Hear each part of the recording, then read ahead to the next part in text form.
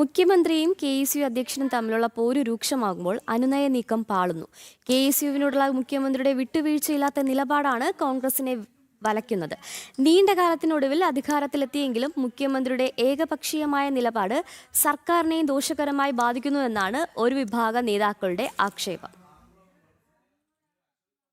Government pleader നിയമനത്തിൽ ആരംഭിച്ച പോര് കോൺഗ്രസിൽ രൂക്ഷമാകുമ്പോൾ KSUവിനെയും മുഖ്യമന്ത്രിയെയും അനുനയിപ്പിക്കുവാനുള്ള നീക്കങ്ങൾ ഫലം കാണുന്നില്ല. അലോഷ്യസ് സേവിയറിന്റെ നിലപാടിനോടുള്ള മുഖ്യമന്ത്രിയുടെ വിട്ടുവീഴ്ചയില്ലാത്ത മനോഭാവമാണ് പ്രതിസന്ധി രൂക്ഷമാക്കുന്നത്. പാർട്ടിക്കുള്ളിൽ ചർച്ച ചെയ്ത് പരിഹരിക്കപ്പെടേണ്ട വിയോജിപ്പുകൾ പുറത്തേക്ക് വരുന്നത് കോൺഗ്രസിന് നാണക്കേടുണ്ടാക്കുകയാണ്. പാർട്ടി നയത്തിന് വിരുദ്ധമായി മുഖ്യമന്ത്രി സ്വീകരിക്കുന്ന ഏകപക്ഷീയമായ നിലപാടുകൾ ദോഷകരമാകുന്നു എന്നാണ് വിലയിരുത്തപ്പെടുന്നത്. നേരത്തെ PM ശ്രീയിലും വീര്യം കുറഞ്ഞ മദ്യനയത്തിലും മുഖ്യമന്ത്രി എടുത്ത തീരുമാനങ്ങൾ മുന്നണിക്കുള്ളിൽ തന്നെ ഭിന്നസ്വരം ഉയരാനിടയാക്കിയിട്ടുണ്ട്.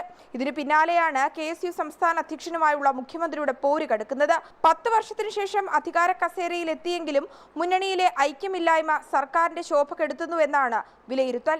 ജനം, തിരുവനന്തപുരം.